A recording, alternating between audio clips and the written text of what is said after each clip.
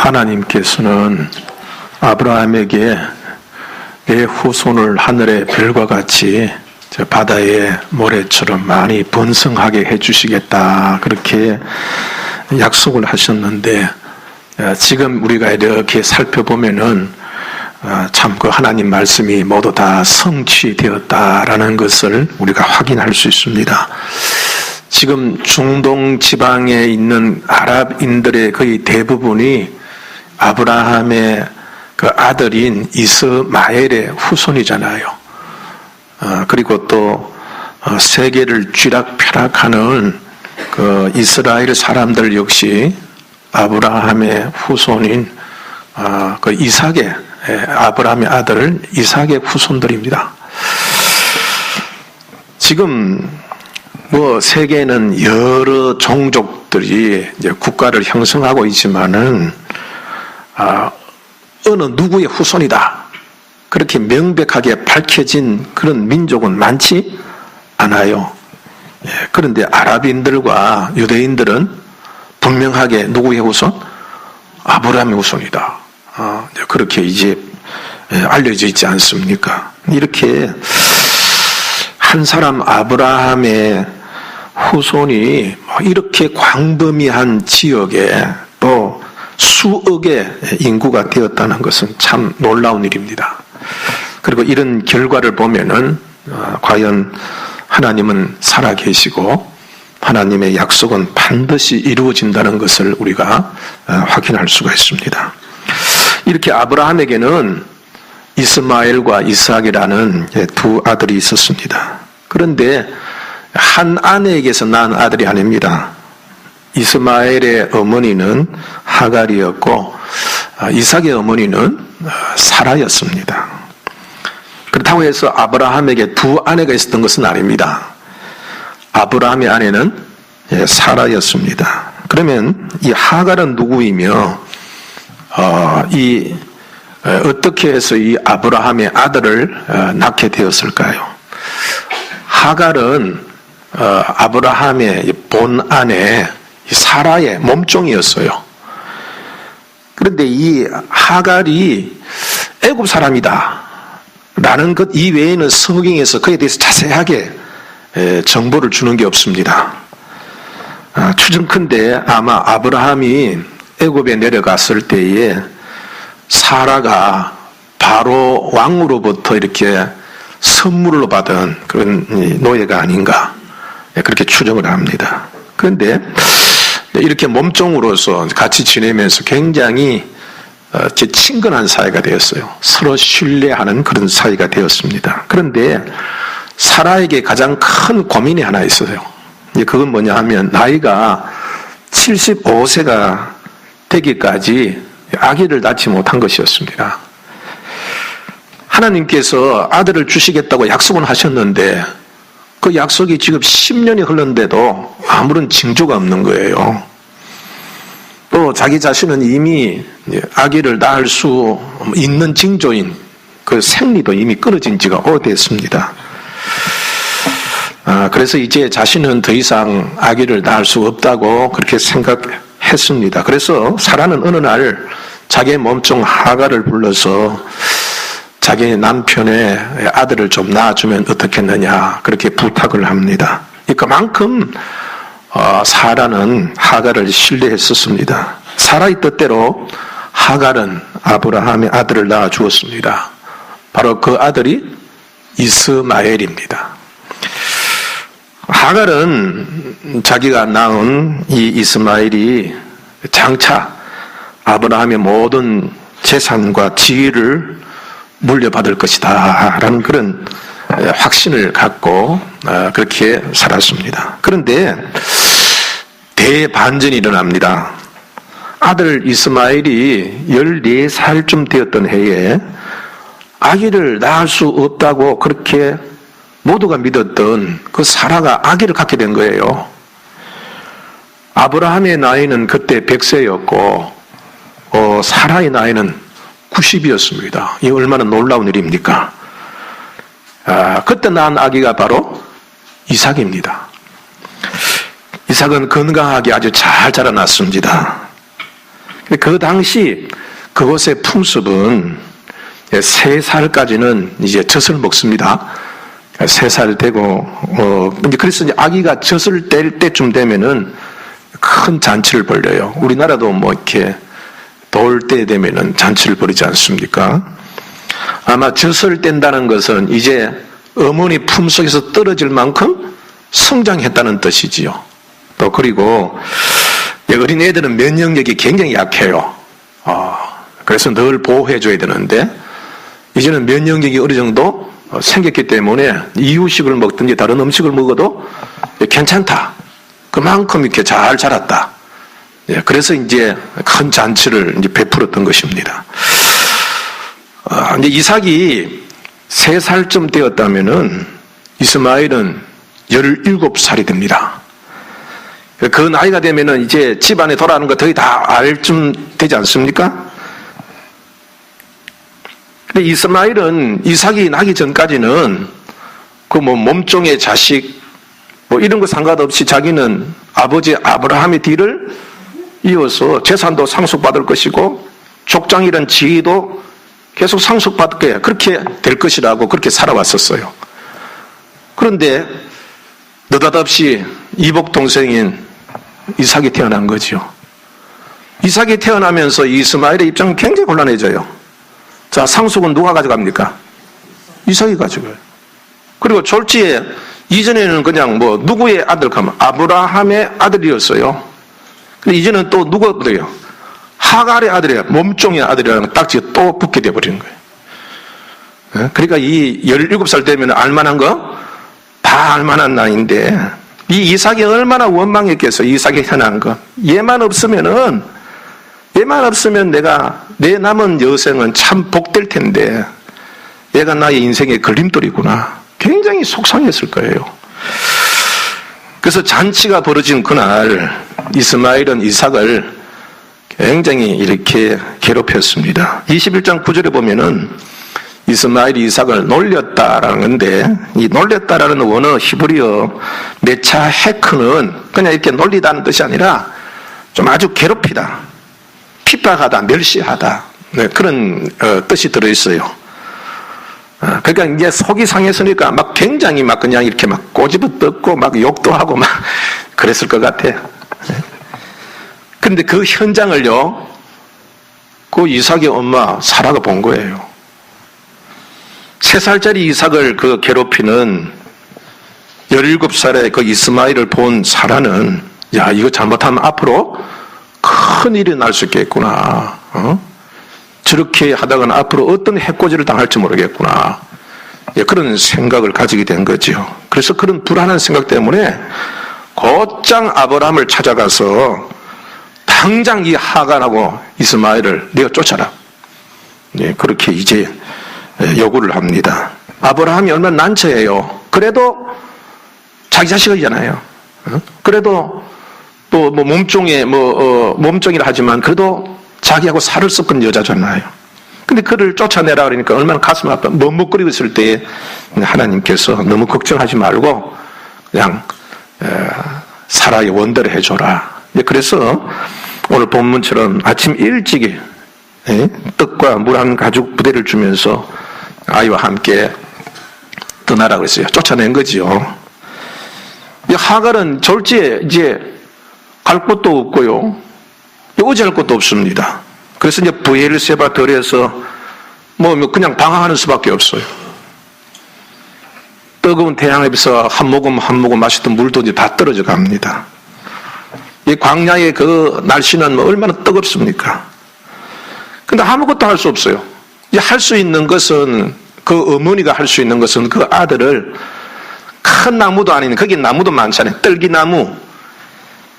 이 떨기나무 관목 덤불 그랬는데 이거 떨기나무 같은데 떨기나무라고 하는 것은 개나리 진달래처럼 말이에요. 이렇게 다른 나무는 이렇게 줄기 쳐가지고 쭉쭉 올라가잖아요. 근데 관목이라는 것은 가지가 밑에서부터 자라요.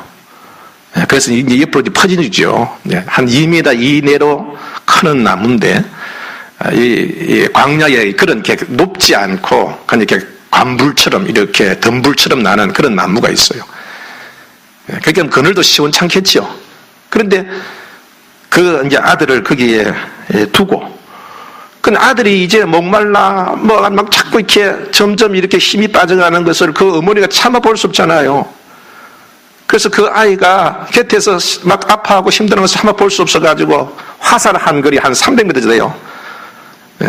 그쪽에 서서 그냥 울 수밖에 없어요. 슬피 울고 있었어요. 그 이제 숨을 주기도 못하고 막 몽롱하고 울었겠죠. 그 소리를 들은 또 아들이 또 이스마엘 또 역시 그 어머니의 울음소리를 듣고 또 그냥 그 아버지에 대한 그 원망, 자기 신세 사랑 이런 걸 막 다 생각하면서 소리내어 꺼이꺼이 그냥 슬피 울었습니다. 사실 뭐 하갈이 무슨 죄가 있습니까? 몸종으로 주인 사라가 시킨 대로 했을 뿐이에요. 아들 이스마엘에도 서자란 것 외에 무슨 큰 죄가 있습니까? 그런데 아버지란 자가 그냥 고작 떡 한 덩어리 하고 물 한 주구대만 주면서 쫓아냈으니 얼마나 서러웠겠습니까? 그래서 이 아들과 어머니는 대성통곡하면서 그렇게 부르짖었던 것입니다. 그런데 그 벌판에는 아무도 없었어요. 아무도. 뭐 뜨거운 날씨 누가 있겠습니까? 아무도 없었습니다. 그런데 누군가가 듣고 있었습니다. 하나님이셨습니다. 하갈은 전혀 상상치도 못했던 일입니다. 혼자인 줄만 알았어요. 이제 죽는 줄만 알았습니다. 어떻게 봐도 주변에는 자기를 도울 손길이 아무도 없었어요. 그런데 하나님께서 그 고통 속에 부르짖는 그 울음소리를 듣고 계셨다고 그랬어요. 여러분들, 하나님은요, 똑똑한 사람들이 소리 있게 순서에 맞춰서 세련되게 기도하는 소리만 듣는 것은 아닙니다. 여러분들, 하나님은요, 우리의 울음소리와 탄식소리도 함께 들으시는 줄 믿으시기 바랍니다. 때로는 기도에 말이 필요치 않을 때도 있습니다. 너무 힘들고 너무 아프고 너무 괴로워서 말이 나오지 않아 한숨만 쉴 때도 하나님은 그 한숨을 듣고 계십니다. 너무 속상하고 힘들어서 눈물을 쏟아낼 때에도 주님은 그 눈물을 보고 계십니다. 여러분, 하나님은 성도의 고통을 외면하지 아니하시는 줄 믿으시기 바랍니다. 하갈과 이스마엘은 하늘을 향하여서 소리내어서 기도할 수 없었어요. 너무 가슴에 북받쳐서 할 말을 잃어서 할 말을, 무슨 말을 할 수가 없어요. 그냥 울은 소리밖에 없어요. 그냥 한숨밖에 나오지 않았습니다. 그러나 그 울음소리에 그 한 소리만으로도 하나님은 이스마엘과 하갈의 그 마음의 아픔을 다 아실 수 있었습니다. 우리 복음 송 중에 다윗과 요나단이 불렀던 하나님의 사랑을 사모한 자는 그런 노래가 있죠. 여러분들이 다 잘 알고 많이 부르는 찬양입니다. 그 내용을 보면 이렇죠. 하나님의 사랑을 사모하는 자, 하나님의 평안을 바라보는 자, 너희 모든 것 창조하신 우리 주님이 너를 얼마나 사랑하시는지, 하나님께 찬양과 경배하는 자, 하나님의 선하심을 닮아가는 자, 너희의 모든 것 창조하신 우리 주님이 너를 자녀 삼으셨네. 하나님 사랑의 눈으로 너를 어느 때나 바라보시고 하나님 인자한 귀로서 언제나 너에게 기울이시니 어둠의 밝은 빛을 비춰주시고 너의 작은 신음에도 응답하시니 너는 어느 곳에 있든지 주를 향하고 주만 바라볼지라. 이 가사 중에 다른 시간을 통해서 그렇게 기도하셔서 여러분 그렇게 해서 여러분 마음 그렇게 기도하실 수 있는 여러분들이 되시기를 바랍니다.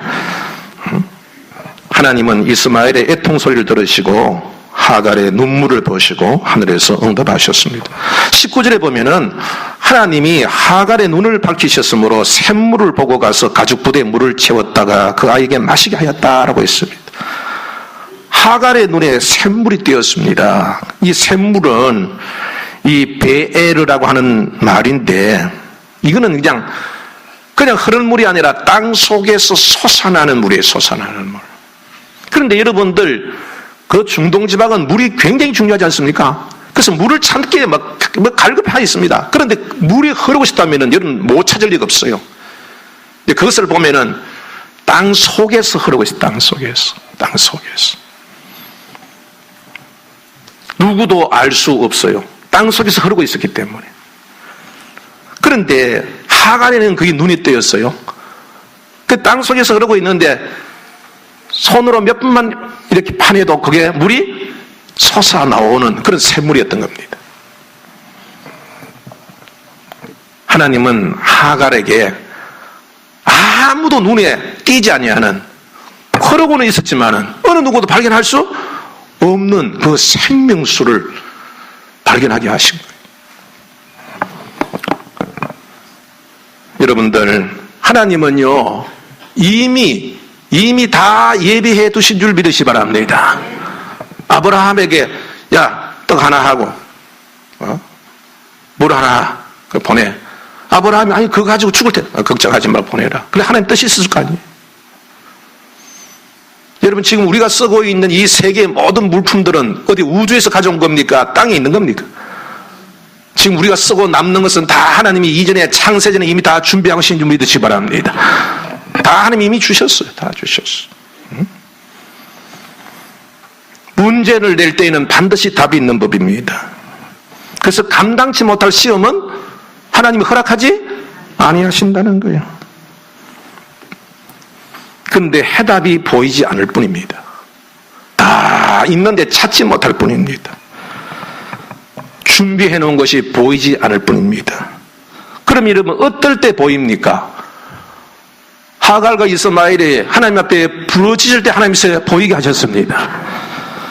하나님께서요, 부르짖을 때, 기도할 때 하나님께서는 크고 비밀한 일을 보이십니다. 예레미야 33장 3절 보면 너는 내게 부르짖어라. 내가 내게 응답하겠고 내가 알지 못하는 크고 비밀을 내게 보이리라. 하갈은 그곳에서 흐르는 아주 시원한 물을 가족 부대에 가득 채워서 아들에게 마시게 했습니다. 자기도 만큼 마셨습니다. 이제 살아났습니다. 그리고 그 물을 가지고 광야를 갖고 옵니다. 광야는 옥토가 되었습니다. 그래서 그들은 점점 왕성하게 뻗어나가서 마침내 아라비아 사막을 무대로 하는 큰 민족을 이루고 이스마엘은 그들의 조상이 된 것입니다. 저들의 한숨이 변하여 노래가 된 것입니다.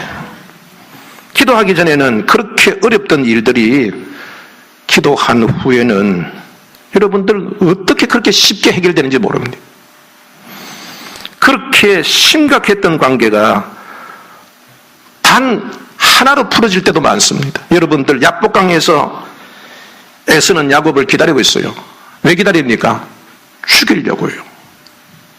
수십 년 동안 원한 가득 차서 죽일 날만 기다려왔던 그 에서가 이제 온다니까 죽이려고 했던 거예요.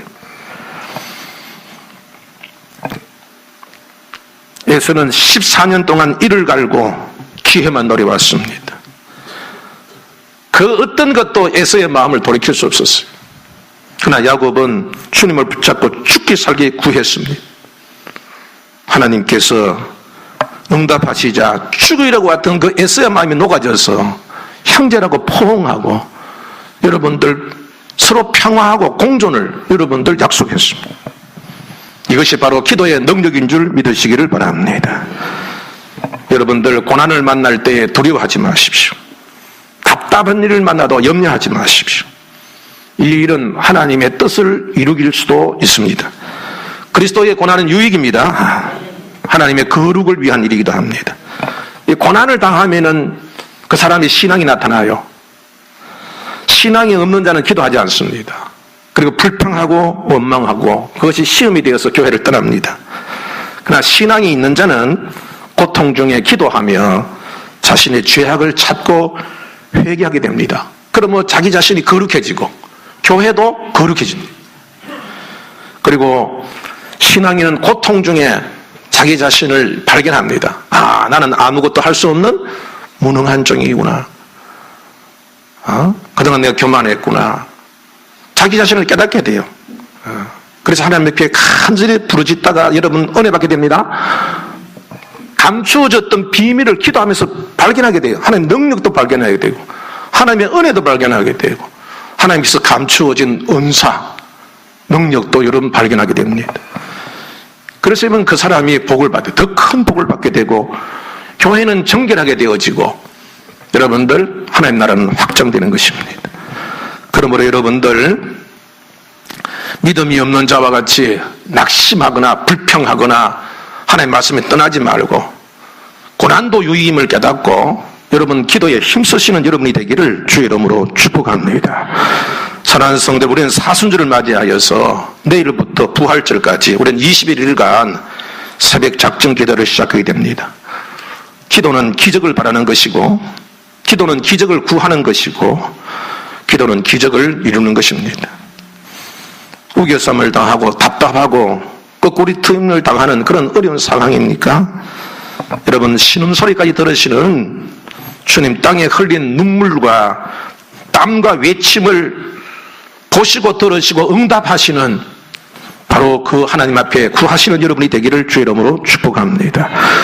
그래서 두려움이 변하여 기도가 되고 한숨이 변하여 노래가 되어서 주님을 찬송하면서 더욱 성결해지고 큰 은혜와 능력받고 복을 받아서 주님의 나라를 위해 더 크게 충성하고 헌신하여 우리가 강차가야 할 저 본향 하늘나라에 큰 보물을 쌓는 복된 여러분들이 다 되시기를 주의 이름으로 축복합니다. 기도하십시다.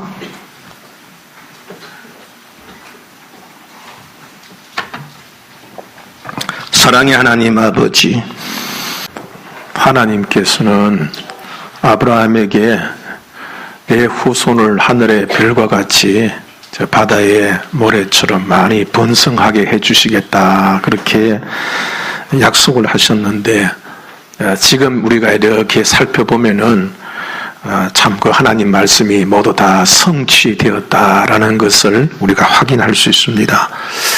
지금 중동 지방에 있는 아랍인들의 거의 대부분이 아브라함의 그 아들인 이스마엘의 후손이잖아요. 그리고 또 세계를 쥐락펴락하는 그 이스라엘 사람들 역시 아브라함의 후손인 그 이삭의 아브라함의 아들 이삭의 후손들입니다. 지금 뭐 세계는 여러 종족들이 이제 국가를 형성하고 있지만은 어느 누구의 후손이다 그렇게 명백하게 밝혀진 그런 민족은 많지 않아요. 그런데 아랍인들과 유대인들은 분명하게 누구의 후손? 아브라함의 후손이다. 그렇게 이제 알려져 있지 않습니까? 이렇게 한 사람 아브라함의 후손이 이렇게 광범위한 지역에 또 수억의 인구가 되었다는 것은 참 놀라운 일입니다. 그리고 이런 결과를 보면은 과연 하나님은 살아계시고 하나님의 약속은 반드시 이루어진다는 것을 우리가 확인할 수가 있습니다. 이렇게 아브라함에게는 이스마엘과 이삭이라는 두 아들이 있었습니다. 그런데 한 아내에게서 낳은 아들이 아닙니다. 이스마엘의 어머니는 하갈이었고 이삭의 어머니는 사라였습니다. 그렇다고 해서 아브라함에게 두 아내가 있었던 것은 아닙니다. 아브라함의 아내는 사라였습니다. 그러면 이 하갈은 누구이며 어떻게 해서 이 아브라함의 아들을 낳게 되었을까요? 하갈은 아브라함의 본 아내 사라의 몸종이었어요. 그런데 이 하갈이 애굽 사람이다 라는 것 이외에는 성경에서 그에 대해서 자세하게 정보를 주는 게 없습니다. 추정컨대 아마 아브라함이 애굽에 내려갔을 때에 사라가 바로 왕으로부터 이렇게 선물로 받은 그런 노예가 아닌가 그렇게 추정을 합니다. 그런데 이렇게 몸종으로서 같이 지내면서 굉장히 친근한 사이가 되었어요. 서로 신뢰하는 그런 사이가 되었습니다. 그런데 사라에게 가장 큰 고민이 하나 있어요. 그건 뭐냐 하면 나이가 75세가 되기까지 아기를 낳지 못한 것이었습니다. 하나님께서 아들을 주시겠다고 약속은 하셨는데 그 약속이 지금 10년이 흘렀는데도 아무런 징조가 없는 거예요. 또 자기 자신은 이미 아기를 낳을 수 있는 징조인 그 생리도 이미 끊어진 지가 오래됐습니다. 그래서 이제 자신은 더 이상 아기를 낳을 수 없다고 그렇게 생각했습니다. 그래서 사라는 어느 날 자기의 몸종 하가를 불러서 자기 남편의 아들을 좀 낳아주면 어떻겠느냐 그렇게 부탁을 합니다. 그만큼 사라는 하가를 신뢰했었습니다. 사라의 뜻대로 하갈은 아브라함의 아들을 낳아 주었습니다. 바로 그 아들이 이스마엘입니다. 하갈은 자기가 낳은 이 이스마엘이 장차 아브라함의 모든 재산과 지위를 물려받을 것이다 라는 그런 확신을 갖고 그렇게 살았습니다. 그런데 대반전이 일어납니다. 아들 이스마엘이 14살쯤 되었던 해에 아기를 낳을 수 없다고 그렇게 모두가 믿었던 그 사라가 아기를 갖게 된 거예요. 아브라함의 나이는 그때 100세였고 사라의 나이는 90이었습니다. 이 얼마나 놀라운 일입니까?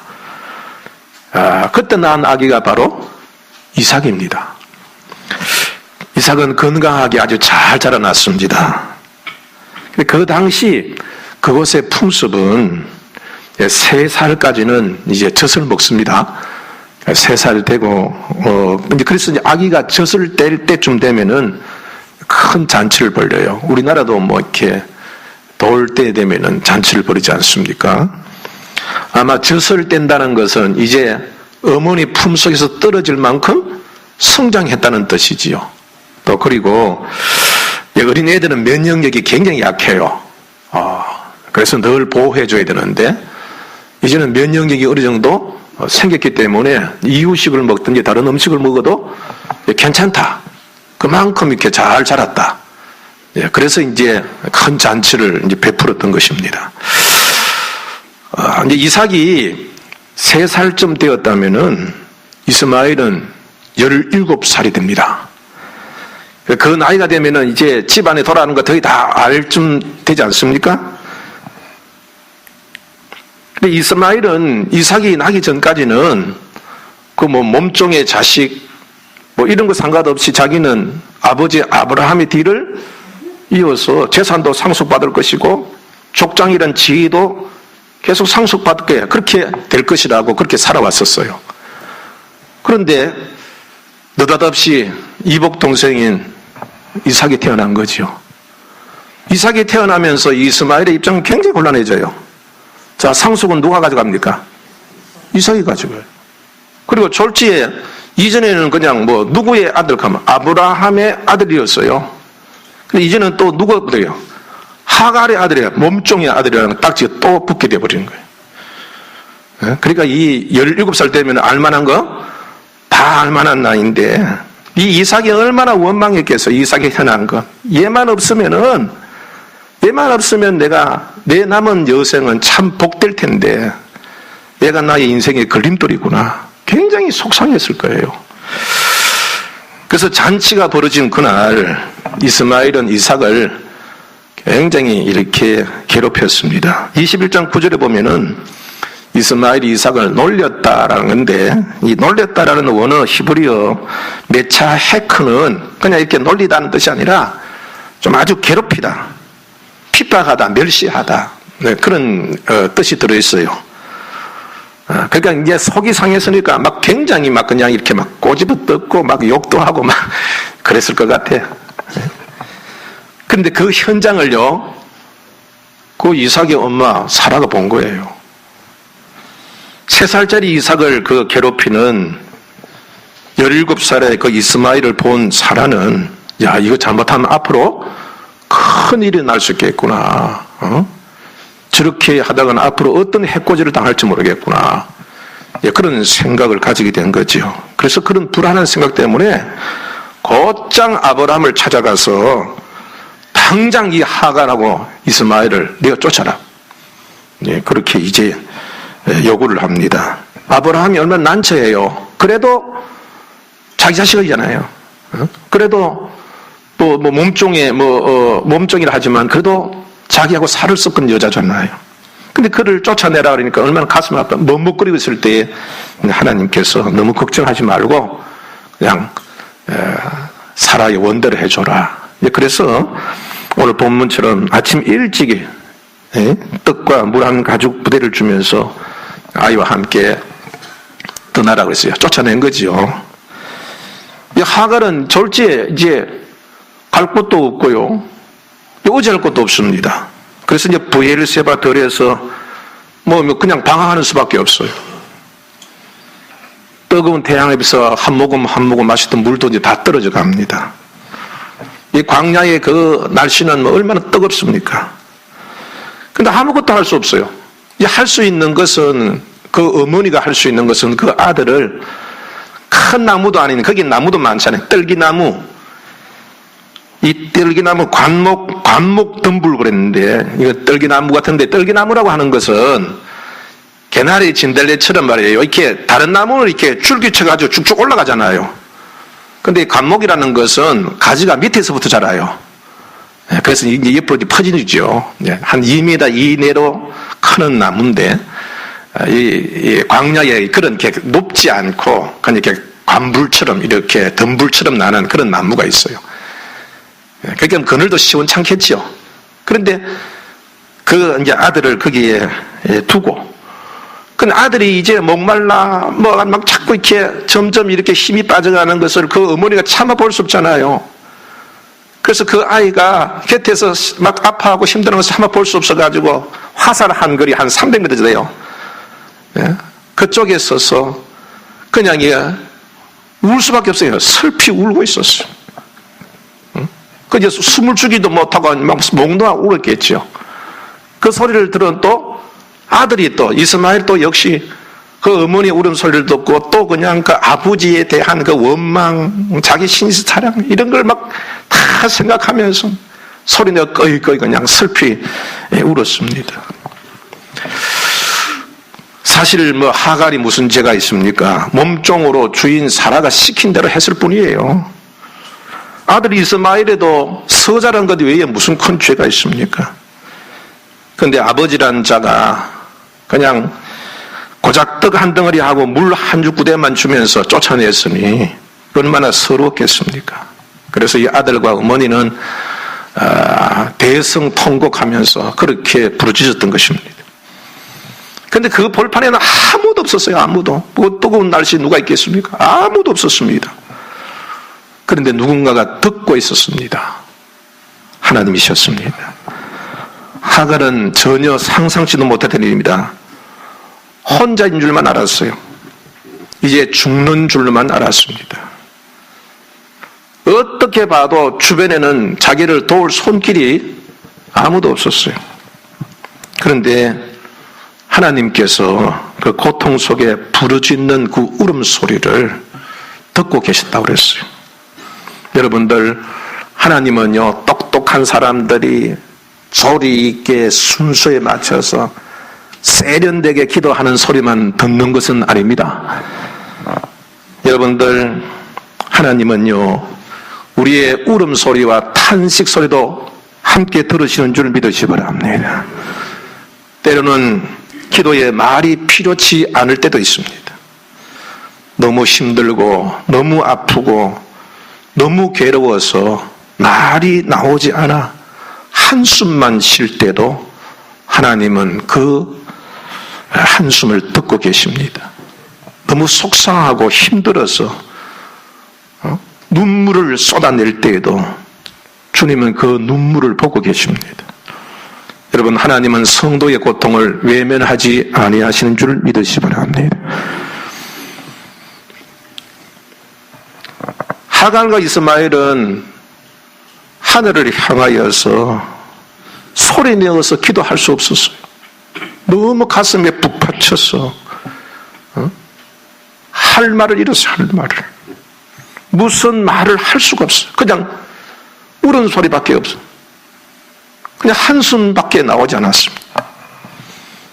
그러나 그 울음소리에 그 한 소리만으로도 하나님은 이스마엘과 하갈의 그 마음의 아픔을 다 아실 수 있었습니다. 우리 복음 송 중에 다윗과 요나단이 불렀던 하나님의 사랑을 사모한 자는 그런 노래가 있죠. 여러분들이 다 잘 알고 많이 부르는 찬양입니다. 그 내용을 보면 이렇죠. 하나님의 사랑을 사모하는 자, 하나님의 평안을 바라보는 자, 너희 모든 것 창조하신 우리 주님이 너를 얼마나 사랑하시는지, 하나님께 찬양과 경배하는 자, 하나님의 선하심을 닮아가는 자, 너의 모든 것 창조하신 우리 주님이 너를 자녀 삼으셨네. 하나님 사랑의 눈으로 너를 어느 때나 바라보시고 하나님 인자한 귀로서 언제나 너에게 기울이시니 어둠에 밝은 빛을 비춰주시고 너의 작은 신음에도 응답하시니 너는 어느 곳에 있든지 주를 향하고 주만 바라볼지라. 이 가사 중에서 우리가 가장 가슴을 뭉클하게 들을 수 있는 그 대목이 어디입니까? 곧 너의 작은 신음에도 응답하시니. 그 대목이 참 우리의 마음을 뭉클하게 합니다. 너무 괴롭고 힘이 들어 끙끙대는 신음소리만 해도 주님은 그 아픔을 다 헤아리시고 응답해 주신다는 것이니 얼마나 우리에게 위로가 됩니까? 출애굽기 6장 5절의 말씀 봐도 이제 애굽 사람이 종으로 삼은 이스라엘 자손의 신음소리를 내가 듣고 나의 언약을 기억하노라 하고 있습니다. 여러분, 주님은 우리의 한숨소리, 우리의 신음소리, 우리의 울음소리도 놓치지 아니하심을 믿으시기를 바랍니다. 하나님은 어떤 말만 들으신 것이 아니라 하나님은 오히려 그 사람의 마음을 들으십니다. 비록 신음소리일지라도, 비록 울음소리일지라도, 비록 다른 소리 아무것도 하지 못하고 주여 라는 그 탄식소리, 그 한마디라도 그 마음속에 있는 그가 하고 싶어하는 말, 그 속에 잠겨있는 아픔, 고통, 그 한마디로 다 아십니다. 하나님은 그 아이의 울음소리를 들으시고 하늘에서부터 그 어미 하갈을 부르십니다. 17절 말씀을 보면은 하나님이 그 어린 아이의 소리를 들으셨으므로 하나님의 사자가 하늘로부터 하갈을 불러 이르시되 하갈아 무슨 일이냐 두려워하지 말라. 하나님이 저기 있는 아이의 소리를 들으셨다. 그 아이의 우는 소리를 주님이 들으셨다. 하갈과 그 아이가 흘린 눈물은 땅에 떨어졌지만은 그러나 그 눈물의 응답은 하늘로부터 왔습니다. 사방에는 어느 누구도 도움을 줄 만한 손길이 없었습니다. 온통 주인은 자기를 압박해오는 절망뿐이었습니다. 그러나 사방에는 절망이었지만은 도움은 하늘에서 왔습니다. 그리스도인은 땅에서 부짖지만은 응답은 하늘에서 온 줄 믿으시 바랍니다. 시편 121편 1절 2절 말씀을 봐도 내가 산을 향하여 눈을 돌리라. 나의 도움이 어디서 올고 나의 도움이 천지를 지으신 여호와에게로서라 되어 있어. 바울도 자기의 삶을 고린도 후서 4장 8절 9절에서 이렇게 간증하고 있습니다. 우리가 사방으로 우겨쌈을 당하여도 쌓이지 아니하며 답답한 일을 당하여도 낙심하지 아니하며 박해를 받아도 버림받지 아니하며 거꾸로 트림을 당하여도 망하지 아니한다 그랬어요. 이게 이제 사방으로는 말은 헬라어 엔파티라고 하는데 이거는 장소적으로나 시간적으로 사용되는데 장소적으로 말하면은 모든 곳이라는 뜻이고 시간적으로는 항상이라는 뜻입니다.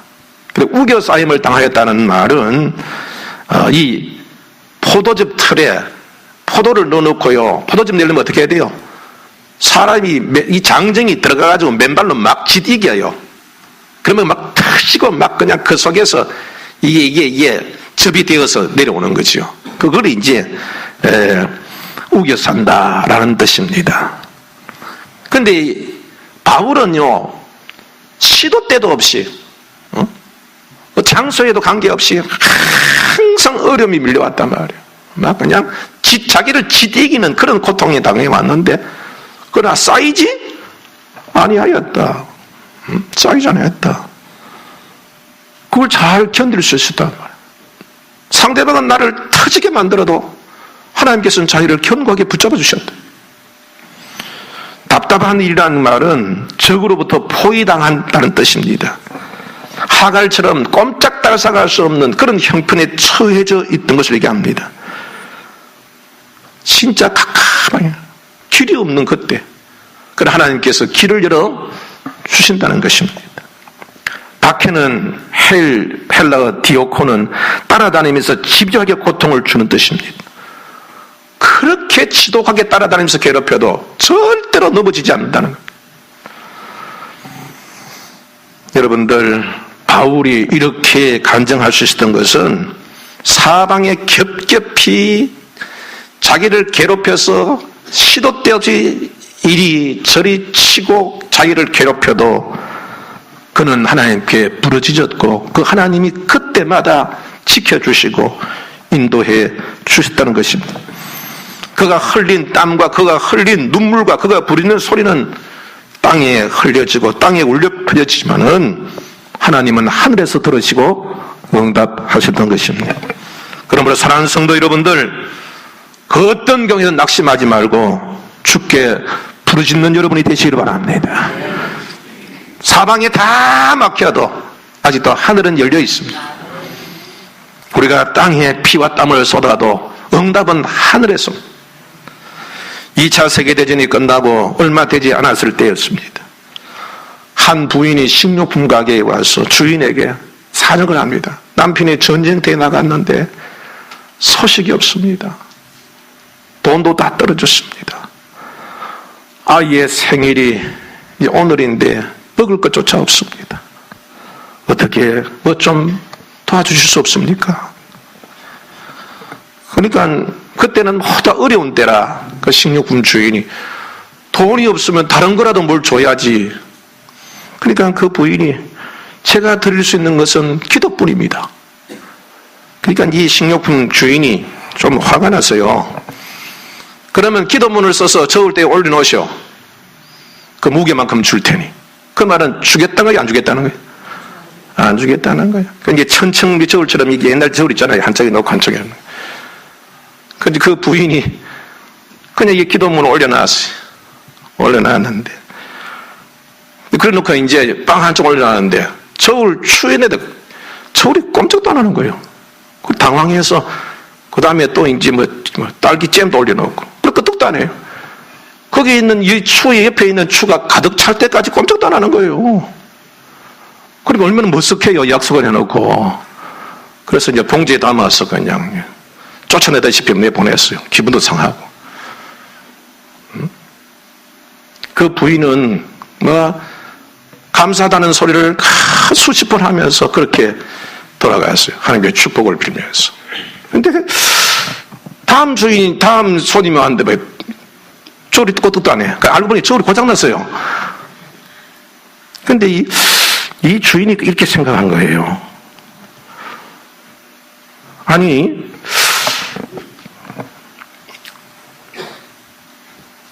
고향이 난 것이 진짜 이게 우연한 일일까?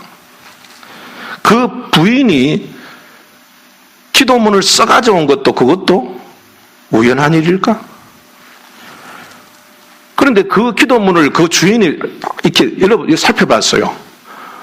그 기도문을 이제 그 부인이 기도문을 올려놓으니까 마침 어제 이제 기도문을 하나 썼다는 거예요.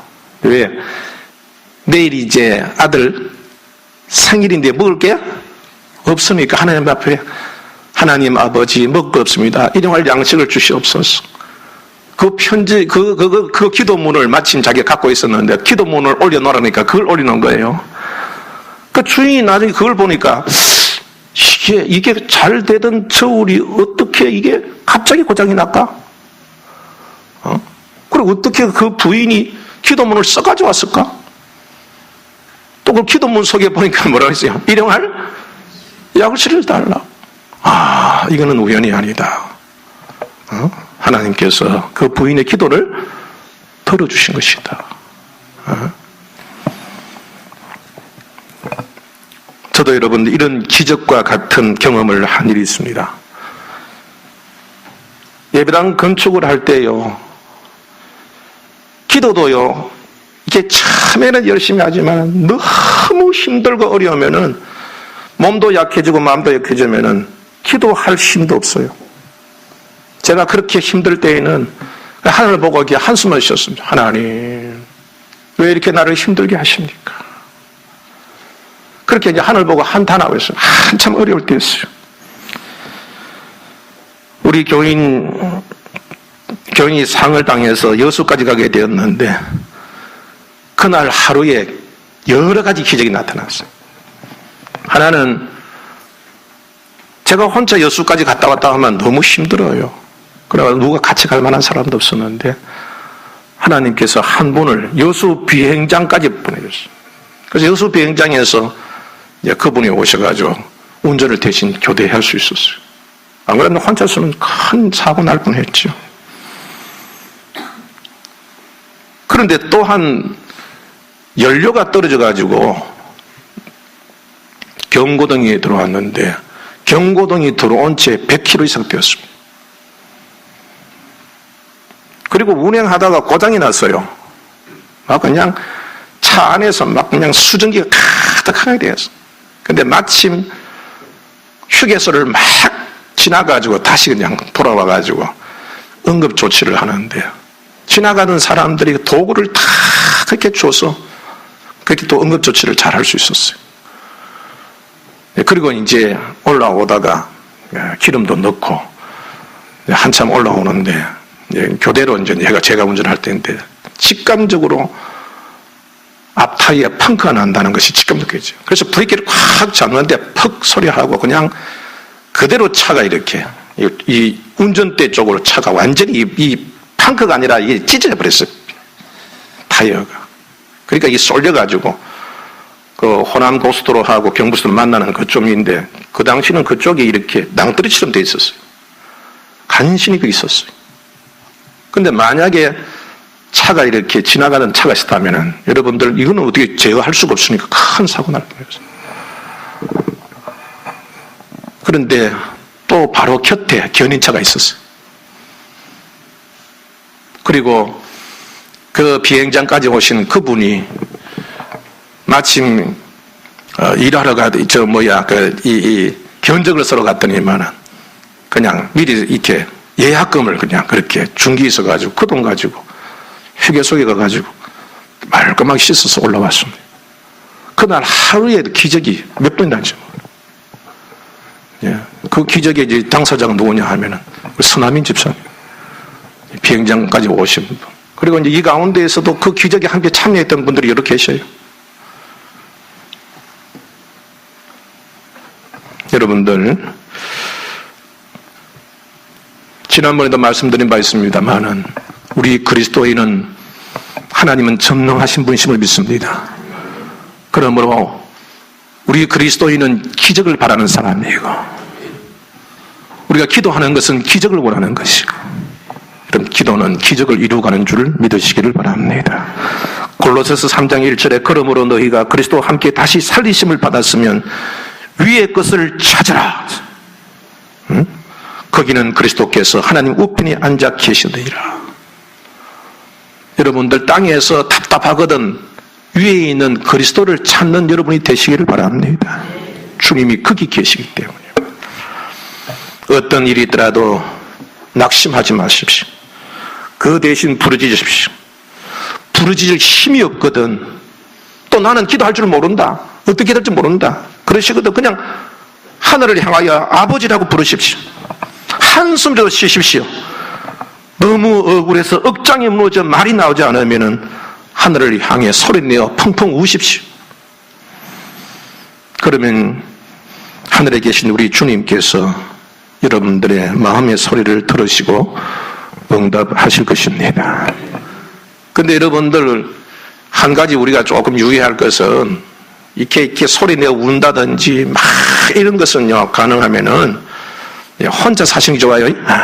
이게 대중기도해서 같이 기도할 때에는, 그렇게 하면은 자칫 또 오해받을 수도 있고, 또 다른 사람 기도에 방해가 될 수도 있어요. 어떤 사람들은 그 상관없이 막 너무 힘드니까 혼자서 막 그냥 소리 내어서 막 떼굴떼굴 부리는 사람인데, 물론 이제 이해는 하죠. 여러 사람들이 함께 기도할 때에는 그런 점은 조금 이렇게 남을 배려하셔서, 예배당에 우리도 있고 또 다른 시간을 통해서 그렇게 기도하셔서 여러분 그렇게 해서 여러분 함께 기도하실 수 있는 여러분들이 되시기를 바랍니다. 하나님은 이스마엘의 애통소리를 들으시고 하갈의 눈물을 보시고 하늘에서 응답하셨습니다. 19절에 보면은 하나님이 하갈의 눈을 밝히셨으므로 샘물을 보고 가서 가죽 부대에 물을 채웠다가 그 아이에게 마시게 하였다라고 했습니다. 하갈의 눈에 샘물이 띄었습니다. 이 샘물은 이 베에르라고 하는 말인데, 이거는 그냥 흐르는 물이 아니라 땅 속에서 솟아나는 물이에요. 솟아나는 물. 그런데 여러분들, 그 중동 지방은 물이 굉장히 중요하지 않습니까? 그래서 물을 찾기에 갈급해 있습니다. 그런데 물이 흐르고 싶다면은 여러분 못 찾을 리가 없어요. 그것을 보면은 땅 속에서 흐르고 있어요. 땅 속에서. 누구도 알 수 없어요. 땅 속에서 흐르고 있었기 때문에. 그런데 하갈에는 그게 눈이 뜨였어요. 그 땅 속에서 흐르고 있는데 손으로 몇 번만 이렇게 파내도 그게 물이 솟아나오는 그런 샘물이었던 겁니다. 하나님은 하갈에게 아무도 눈에 띄지 아니하는, 흐르고는 있었지만은 어느 누구도 발견할 수 없는 그 생명수를 발견하게 하신 거예요. 여러분들, 하나님은요 이미 다 예비해 두신 줄 믿으시 바랍니다. 아브라함에게 떡 하나 하고 물 하나 보내. 아브라함이 아니 그거 가지고 죽을 때 걱정하지 말고 보내라. 그래 하나님 뜻이 있을 거 아니에요. 여러분, 지금 우리가 쓰고 있는 이 세계의 모든 물품들은 어디 우주에서 가져온 겁니까? 땅에 있는 겁니까? 지금 우리가 쓰고 남는 것은 다 하나님이 이전에 창세전에 이미 다 준비하신 줄 믿으시기 바랍니다. 다 하나님이 이미 주셨어요. 다 주셨어요. 문제를 낼 때에는 반드시 답이 있는 법입니다. 그래서 감당치 못할 시험은 하나님이 허락하지 아니하신다는 거예요. 그런데 해답이 보이지 않을 뿐입니다. 다 있는데 찾지 못할 뿐입니다. 준비해 놓은 것이 보이지 않을 뿐입니다. 그럼 여러분 어떨 때 보입니까? 하갈과 이스마엘이 하나님 앞에 부르짖을 때 하나님께서 보이게 하셨습니다. 하나님께서요 부르짖을 때, 기도할 때 하나님께서는 크고 비밀한 일을 보이십니다. 예레미야 33장 3절 보면 너는 내게 부르짖어라. 내가 내게 응답하겠고 내가 알지 못하는 크고 비밀을 내게 보이리라. 하갈은 그곳에서 흐르는 아주 시원한 물을 가죽 부대에 가득 채워서 아들에게 마시게 했습니다. 자기도 만큼 마셨습니다. 이제 살아났습니다. 그리고 그 물을 가지고 광야를 갖고 옵니다. 광야는 옥토가 되었습니다. 그래서 그들은 점점 왕성하게 뻗어나가서 마침내 아라비아 사막을 무대로 하는 큰 민족을 이루고 이스마엘은 그들의 조상이 된 것입니다. 저들의 한숨이 변하여 노래가 된 것입니다. 기도하기 전에는 그렇게 어렵던 일들이 기도한 후에는 여러분들 어떻게 그렇게 쉽게 해결되는지 모릅니다. 그렇게 심각했던 관계가 단 하나로 풀어질 때도 많습니다. 여러분들 야복강에서 에서는 야곱을 기다리고 있어요. 왜 기다립니까? 죽이려고요. 수십 년 동안 원한 가득 차서 죽일 날만 기다려왔던 그 에서가 이제 온다니까 죽이려고 했던 거예요. 에서는 14년 동안 이를 갈고 기회만 노려왔습니다. 그 어떤 것도 에서의 마음을 돌이킬 수 없었어요. 그러나 야곱은 주님을 붙잡고 죽기 살기 구했습니다.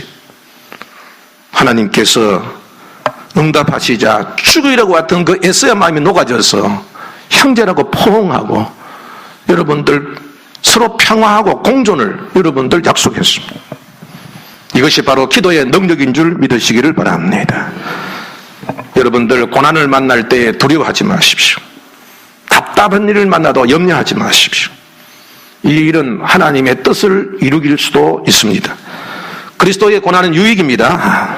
하나님의 거룩을 위한 일이기도 합니다. 이 고난을 당하면은 그 사람의 신앙이 나타나요. 신앙이 없는 자는 기도하지 않습니다. 그리고 불평하고 원망하고 그것이 시험이 되어서 교회를 떠납니다.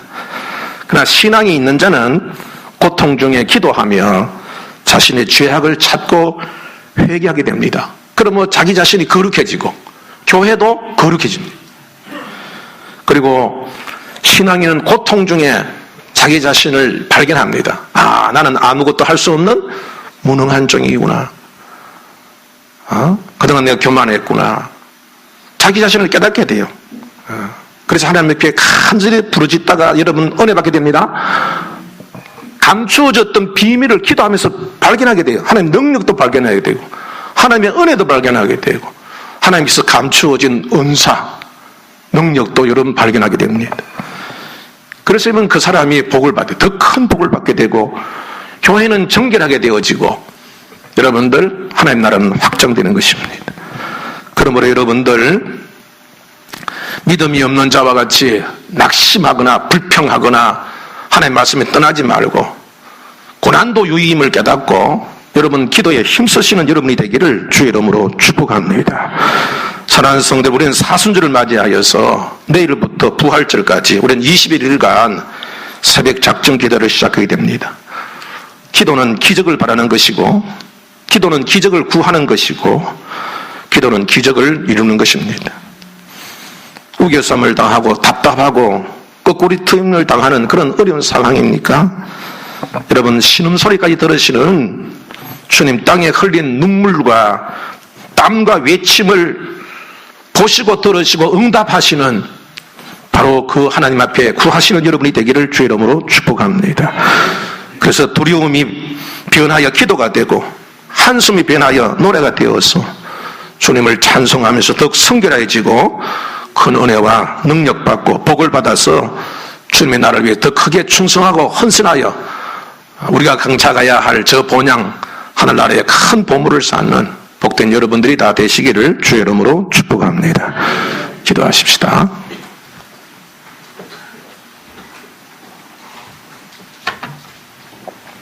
사랑의 하나님 아버지,